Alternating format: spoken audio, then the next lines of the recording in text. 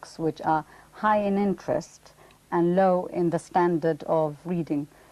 But although they do try, and I suppose some children might like them, unfortunately Stuart still feels, because the language must be rather babyish really, even though they do try, and they are very successful with some children, because the interest is high, but the reading level is low, so that they are specially geared for children with reading difficulties. And I know of some children who find them quite interesting, and has stirred up a wish for them to read more. But this has not been the case with Stuart. We've talked about reading and visuals with letters, but numbers obviously must be pose an equal problem.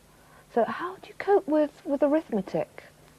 Well, I cope very well. My teachers have said that I get through it well, and I get the work done quite normally. But when it comes to my times table and things that I have to remember, that's most of my problem is the remembering.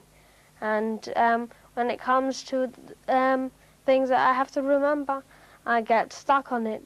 The times table, I hardly know any. I know the simple ones, but now I have different. I make up my own ways of getting through it. Instead of times in it, I plus it, and I plus it.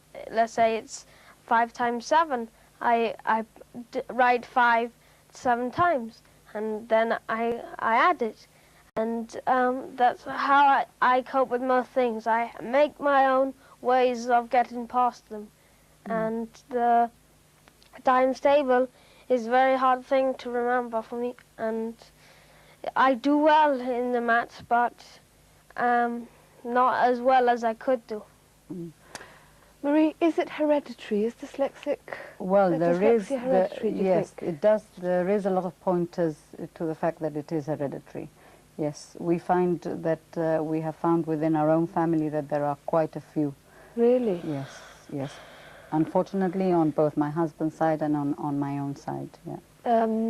Earlier on, we heard that there are more boys than girls with dyslexic. Yes. That's very interesting. I wonder why Yes. that is. Yes, I think it's something to do with something that language is on one side of the brain. I'm not very sure exactly why. In boys, there is a difference there, but I'm not exactly sure why. But the proportion of boys to girls is much, much higher. It's something like 3 to 1. Yes, we have 17, at the moment, 17 boys registered with us as diagnosed dyslexic, and only 7 girls. And there are probably a lot more that haven't been diagnosed. Oh yes, I'm sure there must be. Yes, there must be. Just very finally then, Marie, what is your next step as a support group? Well, we would definitely want to speak to the government again, put forward again points. Also, we want to carry on making the public aware of what dyslexia is and of ways of coping with it, and of ways of making it something that our children don't have to struggle so badly with. And also fundraising, because we need funds in order to get these high-low books and etc., other things that are available. These are our main objectives at the moment.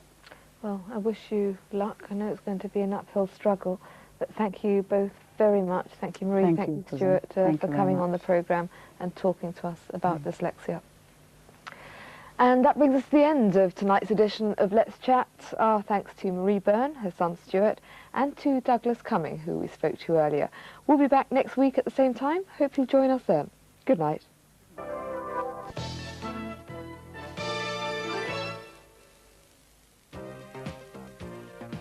Television licenses expired on the 30th of September, and they can now be renewed at the Rent Collection Office in Library Street, as well as Broadcasting House, 18 South Barrack Road.